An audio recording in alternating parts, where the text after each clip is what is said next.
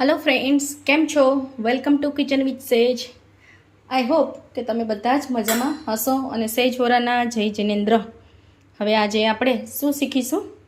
એક રૂટીનની આપણી પાસે રોટલી ભાખરી પરોઠું કાંઈ પણ પડેલું હોય બપોરનું, તો આપણે સાંજે કંઈક નાસ્તામાં ઇઝી બીઝી કંઈક બનાવવું હોય, ક્વિક અને ફાસ્ટ બનાવવું હોય, કંઈ પણ ભાવતું ન હોય અને પછી તમે એને મસાલાથી નાખીને વ્યવસ્થિત રીતે કાંઈ તમે નવી વસ્તુ બનાવી શકો।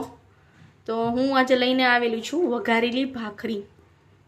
રોટલીને પણ વઘારી શકાય છે, ભાખરીને, પરોઠાને, બધી જ વસ્તુ આ રીતે વઘારી શકાય છે। છાશ મૂકીને પણ વઘારી શકાય છે અને આમનામ ડ્રાય પણ વઘારી શકાય છે। હવે ડ્રાય વઘારવા માટે આપણે શું લઈશું? મેં અહીંયા ગાર્લિક 5 થી 6 કળી લસણ લીધેલું છે, એક અનિયન અને એક ટમેટું, આવી રીતે બે મિક્સ કરી નાખશો તો પણ ચાલશે। હવે એને વઘારવું કઈ રીતે આપણે ફટાફટ જોઈ લઈએ। વઘાર કરવા માટે હું ચપટી રાઈ લઉં છું। રાઈ અને જીરું ઓપ્શનલ છે, અત્યારે મેં રાઈ લીધેલી છે વઘાર કરવા માટે। આપણી રાઈ ગેસની ફ્લેમ મેં થોડી હાઈ રાખેલી છે, રાઈ તતડીને આવી જાય એટલે। અને 2 થી 3 ચમચી આની અંદર મેં વઘાર કરવા માટે તેલ લીધેલું છે। તો બિગનર્સને જણાવી દઉં કે તેલનું માપ 2 થી 3 ચમચી લેવી, હાફ ટેબલ સ્પૂન જેટલું રાઈ લેવી અને 5 થી 6 નંગ લસણની કળી લીધેલી છે, એક અનિયન મોટું અને એક મોટું ટામેટું લીધેલું છે અને 2 ભાખરી લીધેલી છે। આપણી પાસે મસાલા છે, એ મસાલા લઈશું।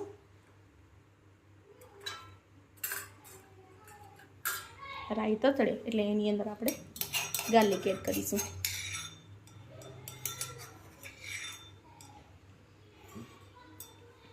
રાઈ તતડી જાય એટલે ગેસની ફ્લેમ ધીમી કરીને પછી એની અંદર ગાર્લિક એડ કરવું, જેથી કરીને બિગનર્સને જણાવી દઉં કે તેલ આપણી ઉપર ઉછળીને આવે નહીં। વઘાર હંમેશા ધીમે ગેસે જ કરવો। ધીમે ધીમે આપણી રાઈ તતડી રહી છે।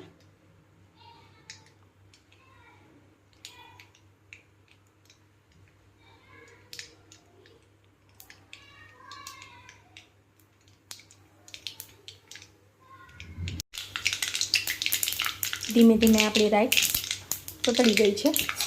હવે હું એની અંદર ગાર્લિક એડ કરીશ। આ રીતે ગાર્લિકને એડ કરી દેવાનું છે, બધું જ ગાર્લિક।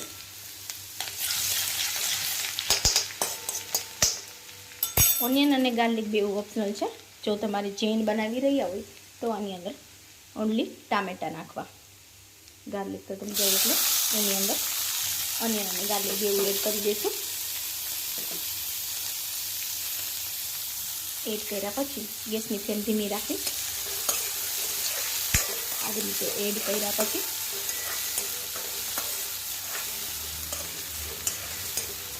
હલાવીને હવે આની અંદર મસાલા એડ કરીશું। ચપટી હળદર,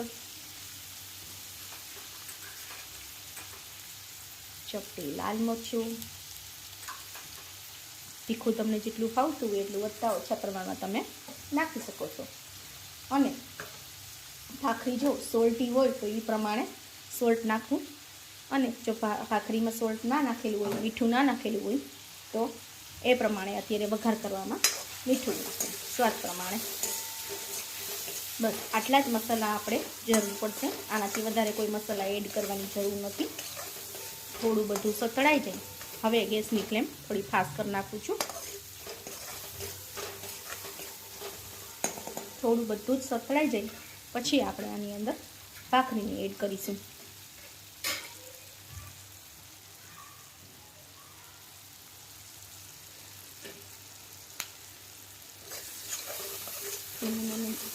આવી રીતે અનિયન અને ટામેટાં વ્યવસ્થિત રીતે, બહુ બધું એને ગાળવાની જરૂર નથી ટમેટાને। ટમેટા થોડા પીસ મોટા જ રાખવા, જેથી કરીને એની અંદર દેખાય વ્યવસ્થિત।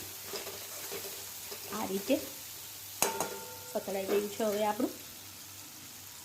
હવે આની અંદર હું ભાખરીનો આવી રીતે થોડો ભૂક્કો એડ કરીશ। મીડિયમ સાઇઝની 2 ભાખરી લીધેલી હતી। ગેસની ફ્લેમ તમે ફાસ્ટ જ રાખી શકો છો।